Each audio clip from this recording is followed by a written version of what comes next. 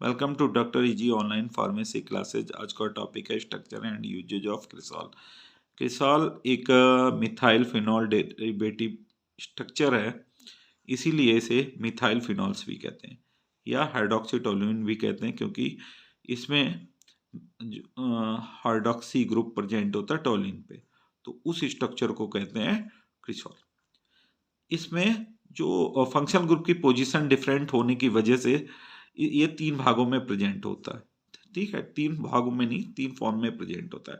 They are present in three forms. पहला orthocresol, जिसका दूसरा नाम होता है ऑर्थो 2 मिथाइल पिनॉल कहते हैं। या सेकंड कौन सा है, मेटाक्रिसॉल, जिसका दूसरा नाम होता है 3 मिथाइल पिनॉल। और थर्ड होता है पैराक्रिसॉल, या जिसका दूसरा नाम होता है 4 मिथाइल फिनॉल। अब देखिए स्ट्रक्चर इनके, ये है ऑर्थोक्रिसॉल। क्यों? क्योंकि OH और CH3 में जब हम प्रेफरेंस देखेंगे तो OH की ज़्यादा प्रेफरेंस होती है एज कम्पेयर टू CH3। इसीलिए जब हम आर्थोमेटा पैरा करेंगे तो इसके रेस्पेक्ट में करेंगे। इसके रेस्पेक्ट में ये आर्थो पोजीशन पे है, आर्थो ये पोजीशन हो है, मेटा ये, पैरा ये। यहाँ पे ये ऑर्थो पोजीशन पे CH3 प्रेजेंट होने के कारण इसे ऑर्थोक्रिसॉल कहते हैं। अब 2 मिथाइल फिनॉल क्यों कहते हैं? जब नंबरिंग करेंगे 1 2 3 4 5 6, तब OH की रिस्पेक्ट में ये 2 पोजीशन पे है। 2 पोजीशन पे क्या है, मिथाइल, तो 2 मिथाइल हो गया। और बच्चा हुआ जो इतना स्ट्रक्चर है उसके, ये इसका नाम क्या है, फिनॉल। तो क्या हो गया, फिनॉल हो गया। ठीक है, 2 पोजीशन पे मिथाइल है और ये वाला मेन स्ट्रक्चर क्या है, फिनॉल, इसीलिए इसे 2 मिथाइल फिनॉल कहते हैं। नेक्स्ट है मेटाक्रिसॉल। मेटाक्रिसॉल क्यों कहते हैं?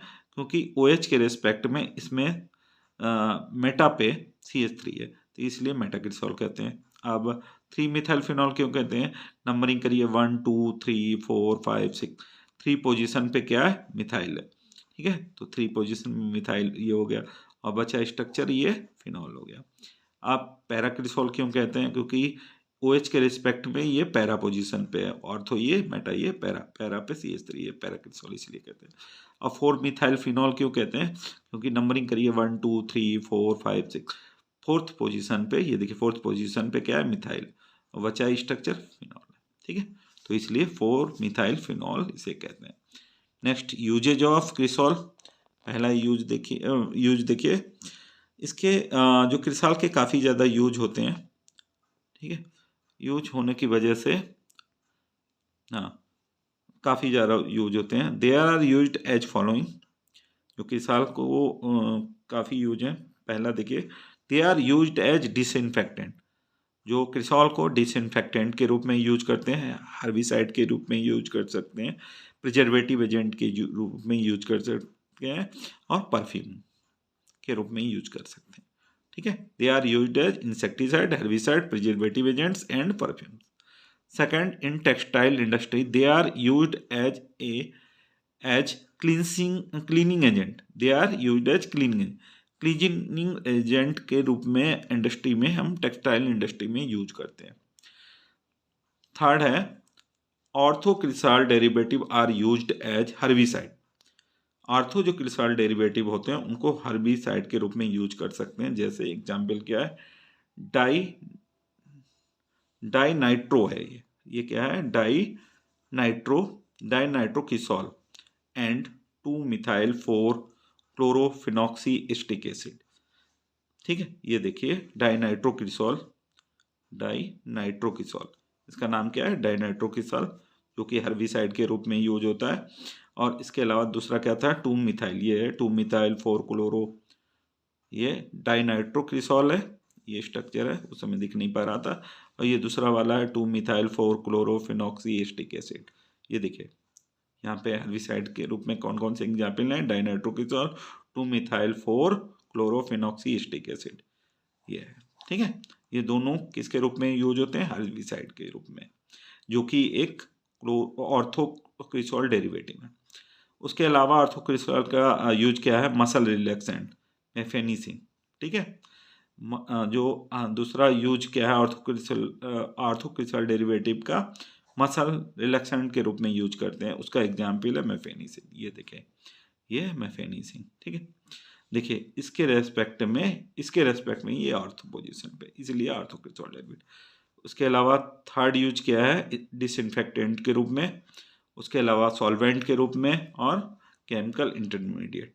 केमिकल इंटरमीडिएट का एग्जाम्पल ऑर्थोक्रिसोनिटिनिक एसिड, ऑर्थोक्रिसोटिनिक एसिड एग्जाम्पल है। ये थे ऑर्थोक्रिसॉल डेरिवेटिव के यूजेज। पहला हर्बिसाइड, दूसरा मसलेक्सेंट, तीसरा डिसइंफेक्टेंट, चौथा सॉल्वेंट, और पांचवा और केमिकल इंटरमीडिएट। इसके एग्जाम्पल भी दिए हैं सबके, ठीक है। अब मेटाक्रिसॉल का है। Metacresol derivatives are used as antiseptic. Metacresol में कौन सा, metacresol derivative are used as antiseptic. Antiseptic में पहला क्या है, एमाइल मेटाक्रिसॉल। एमाइल मेटाक्रिसॉल का स्ट्रक्चर देख लेते हैं। ये देखिए एमाइल मेटाक्रिसॉल का स्ट्रक्चर है, ठीक है, एमाइल मेटाक्रिसॉल का स्ट्रक्चर। नेक्स्ट फिर आ जाते हैं हम इस पे। फिर नेक्स्ट है एंटीसेप्टिक के बाद हाउस होल्ड डिसइंफेक्टेंट, एग्जाम्पल है 4-क्लोरोमेटाक्रिसॉल। 4-क्लोरोमेटाक्रिसॉल का स्ट्रक्चर देख लीजिए। ये है 4-क्लोरोमेटाक्रिसॉल। ये स्ट्रक्चर किसका है, 4-क्लोरोमेटाक्रिसॉल का। उसके बाद फिर से हम आ जाते हैं मेन पेस्टिसाइड के रूप में, जिसका नाम एग्जाम्पल है फेंट्रोथियोन एंड फेनथियोन। ये दोनों जो ड्रग हैं पेस्टिसाइड के रूप में यूज होते हैं। उसके अलावा solvent for polymer, preservative in some insulin preparations, flavouring agent का भी काम करता है मेटाक्रिसॉल डेरिवेटिव। एग्जाम्पल है थाइमॉल या बीटा एड्रेनर्जिक रिसेप्टर एंटागोनिस्ट, जिसका एग्जाम्पल है टोलिप्रोलोल एंड टोलामोलो, ठीक है। ये एग्जाम्पल है बीटा एड्रेनर्जिक रिसेप्टर एंटागोनिस्ट। इसके अलावा इन दी ट्रीटमेंट ऑफ गायनिकोलॉजिकल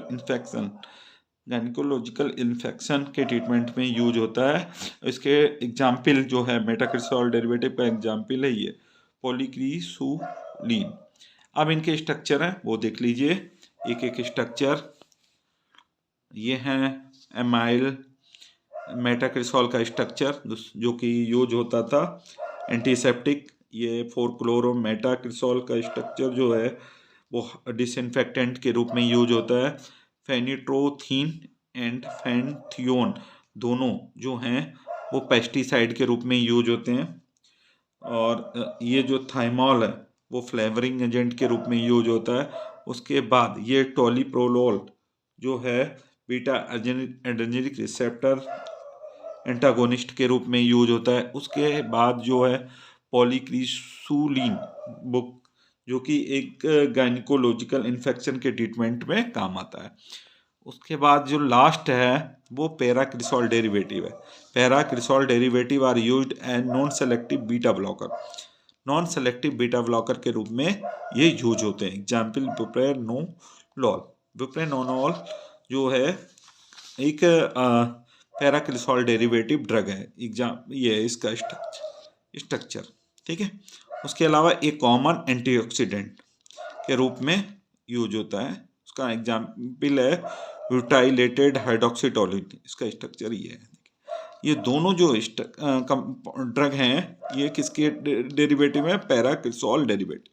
और जो पहला वाला है वो नॉन सेलेक्टिव बीटा ब्लॉकर जो कि हाइपरटेंशन में यूज होता है और ये एज ए एंटीऑक्सीडेंट यूज होता है, ठीक है। ये थे पैराक्रिसॉल डेरिवेटिव, ठीक। ये देख लीजिए एक बार फिर से ये देखिए स्ट्रक्चर एंड यूजेज ऑफ क्रिसॉल। ये 3 तरीके के होते हैं, ऑर्थो मेटा पैराक्रिसॉल।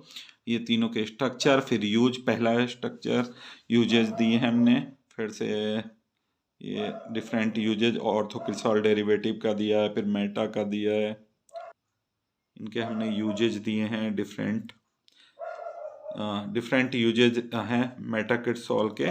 इसके ये एग्जाम्पल है एमाइल मेटाक्रिसॉल, 4-क्लोरोमेटाक्रिसॉल, फेनिट्रोथीन थियोन, फेनथियोन, थाइमॉल, टोलिप्रोलोल, पॉलीक्रिसुलिन।